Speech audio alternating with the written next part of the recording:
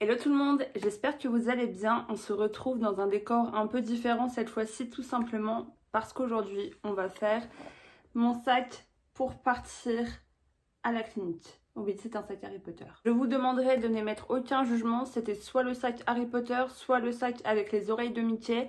Donc je me suis dit on va prendre le plus sobre, et en termes de taille, comme vous pouvez le voir, c'est un sac à dos mais un petit peu plus petit, et je pense sincèrement que j'ai pas vraiment besoin d'un gros gabarit, donc je me suis dit partons avec les good vibes de Harry. À l'heure où je filme cette vidéo, nous sommes mercredi après-midi, et si vous comptez bien, il me reste 5 jours, allez 4 jours et demi avant l'Abimax, et je peux vous dire que ça y est, les chocottes arrivent. Je me suis dit que ça aurait pu être sympa de faire le sac avec vous de manière à ne pas oublier de choses. Ça va un petit peu dans les deux sens cette vidéo, j'ai envie de dire, pour les personnes qui ont déjà subi une opération telle qu'une avancée mandibulaire, Bimax, etc. N'hésitez pas à me dire dans les commentaires s'il y a des choses que j'ai oubliées. Ça peut carrément être le cas, et si jamais vous n'avez pas vraiment d'inspiration pour quoi prendre, eh bien écoutez, c'est le moment de rester pour regarder cette vidéo. Première chose que je vous invite à faire, je pense que vous en avez eu, c'est vraiment bien relire vos consignes que vous a donné normalement le chirurgien. Donc moi j'ai vraiment en fait des consignes suite à la chirurgie orthognathique qui est propre à mon cabinet en fait de chirurgie. Par contre, effectivement, il y a ce document information médicale avant une ostéotomie des maxillaires qui, je pense, est un document un petit peu standard et que vous devez tout savoir. Je vous invite sincèrement à le lire parce que jusqu'à présent, pour être honnête, je ne l'avais pas fait et je le trouve assez intéressant, et j'ai appris quand même des choses, dont une chose très importante à emmener que je n'avais pas forcément prévu au départ. Vous allez le voir dans cette vidéo, je n'emmène pas 50 choses parce que la dernière fois, j'avais emmené beaucoup trop de choses pour une seule journée, sachant que je ne dormais pas, même si là je dors, je rajoute un peu des choses. Je vais sincèrement pas m'embêter à emmener plein de choses, hein. Je vais pas emmener une robe ou quoi que ce soit, je pense que ce sera pas du tout le moment.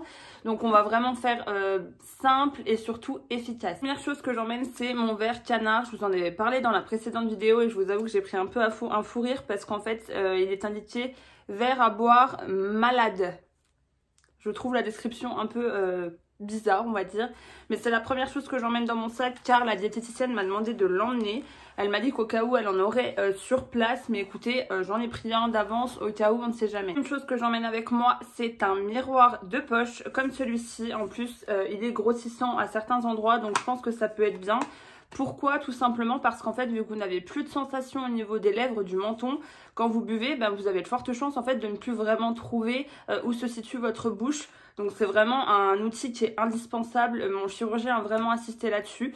Donc écoutez, j'ai trouvé le miroir parfait, et en plus, ben, il est rose. Troisième chose que j'emmène avec moi, c'est un labello, tout simplement parce qu'apparemment il y a beaucoup de gerçures au niveau des lèvres. Donc écoutez, labello classique, labello comme vous voulez, mais en tout cas c'est vrai que mon chirurgien m'a dit que c'était quand même un plus d'en avoir. Une chose que j'emmène avec moi, et c'est la petite info que j'ai appris en lisant le papier, c'est une petite paire de ciseaux, tout simplement, car si vous avez des nausées, des vomissements, il faut en fait tout simplement couper vos élastiques. Donc j'avoue que c'est un peu barbare dit comme ça, mais c'est vraiment indiqué noir sur blanc. J'ai pas eu l'occasion d'en reparler avec mon chirurgien parce que je l'ai pas revu entre temps, mais je vais quand même prendre la petite paire de ciseaux, et apparemment il faut vraiment le garder tout le long en fait, le temps que vous avez vos élastiques, donc même chez vous. Donc écoutez, on va garder ça à proximité, même si je me dis vraiment, si on a vraiment des nausées qui arrivent, est-ce qu'on aura le temps de vraiment découper les élastiques? Je sais pas, mais en tout cas voilà, c'est un plus, et encore une fois, il est rose gold. Cinquième chose que j'emmène avec moi, et c'est très personnel, c'est un carnet tout simplement avec un stylo, car j'ai peur en fait de pas réussir à m'exprimer suite à l'opération. Je pense qu'il devrait quand même pas y avoir de soucis, mais dans le doute, je préfère pouvoir écrire sur papier si jamais j'ai un problème. Avec les élastiques, on ne sait jamais, donc je me dis, je préfère au moins être tranquille. Sixième chose que je prends avec moi, c'est tout simplement un change au niveau des vêtements. Alors moi, ce que je vous conseille, ce que j'ai pris, je vous montre. C'est vraiment des petites choses comme celle-ci. J'ai pris des petits pantalons, enfin j'ai pris un pantalon comme celui-ci, très élastique et un peu grand, de manière en fait à pas galérer au moment de l'enfiler. De même, j'ai pris en fait tout simplement une brassière comme celle-ci, sans armature ni quoi que ce soit. Au moins je vais être tranquille là-dedans, et je serai pas embêtée pour l'enfiler parce que tout ce qui est pour les femmes, soutien-gorge, les choses comme ça, je pense que c'est un peu compliqué à enfiler quand on est un peu dans le pâté, on va dire. Et en plus de ça, j'ai vraiment envie d'être à l'aise dans mes vêtements. J'ai pas du tout envie d'être engoncée, serrée, avoir un bouton à mettre ou quoi que ce soit. Donc vraiment un petit change comme celui-ci. J'ai pris à peu près la même version en version short pour chez moi.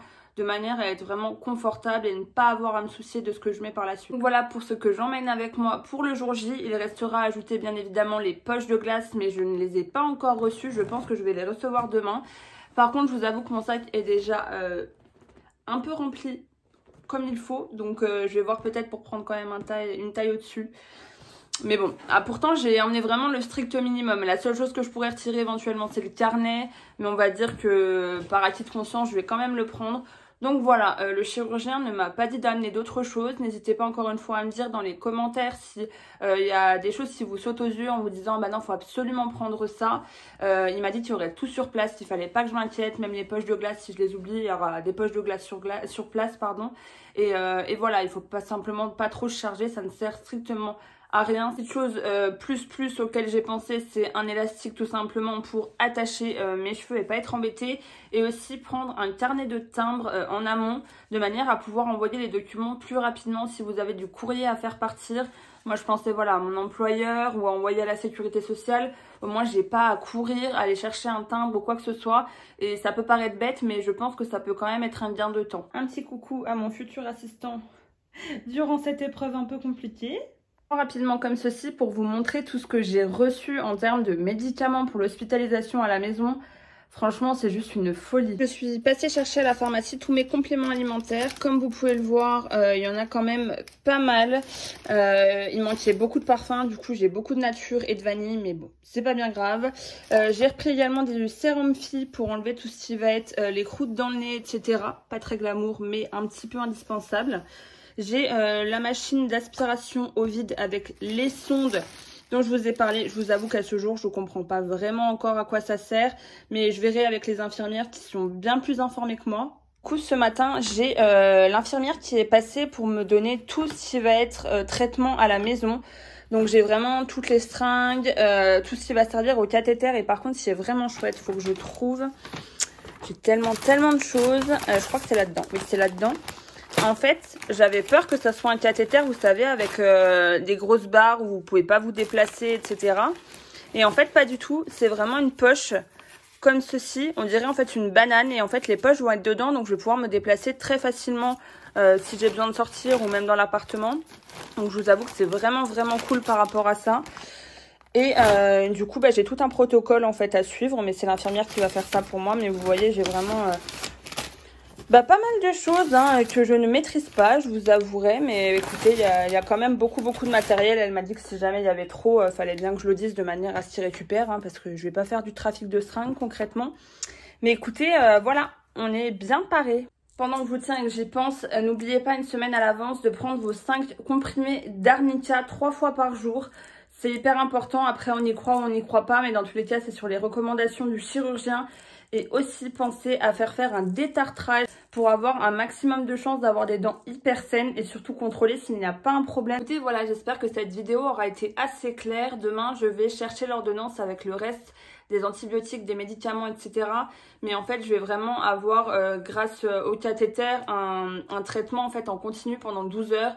Donc ça, c'est vraiment chouette. Et j'ai du coup un service d'infirmier qui pourra être là H24 pour moi. Si j'ai un problème, je peux les appeler pendant la nuit. Voilà, donc c'est vraiment très rassurant de savoir que quand je vais rentrer chez moi, si j'ai des questions, j'aurai vraiment une personne à qui m'adresser qui a déjà travaillé avec des personnes qui se sont fait opérer, etc. Donc c'est très rassurant pour moi. Vous êtes super nombreux à me demander si je suis anxieuse, si j'appréhende. Bien évidemment, j'appréhende. Mais je vous avoue que je me sens tellement épaulée que vraiment j'ai vraiment un soutien qui est énorme, que ça soit vraiment le chirurgien, l'ortho qui sont confiants. J'ai ma kiné que je vois à J+2 pendant 20 jours par la suite qui est toujours là pour moi, qui me demande toujours comment ça va. Que ça soit même la pharmacienne qui habite au coin de ma rue et quand j'y vais qui me prend vraiment sous son aile, qui me demande en gros comment je me sens, etc. Et qui me dit vous reviendrez bien nous voir après, on veut vraiment voir les résultats. Enfin, c'est des petites paroles pour elle, mais pour moi ça compte énormément parce que chaque accompagnant, et je pense qu'ils se rendent pas compte, que ça soit la personne qui gère la mutuelle, que ça soit le pharmacien, que ça soit l'infirmière, c'est vraiment... Chacun, c'est un maillon en fait et c'est vrai que chaque personne est importante et j'ai vraiment eu de la chance parce que j'ai toujours été hyper soutenue et les personnes se sont toujours hyper impliquées en fait dans ce processus avec moi et je trouve ça vraiment hyper touchant et hyper rassurant. Je me sens épaulée de tous les côtés. La chose que j'ai failli oublier qui est super importante et je dois venir avec sur moi directement, ce sont tout simplement les jolis bas de contention. Alors oulala, les bas de contention ont de la dentelle dessus. Là par contre on est sur un level vraiment très supérieur, donc voilà, il faut que je les emmène directement sur moi le jour de l'opération. Donc voilà, vendredi je retourne chez l'ortho. Ce sera l'ultime rendez-vous où il va me mettre en fait tout simplement les crochets pour pouvoir placer les élastiques par la suite.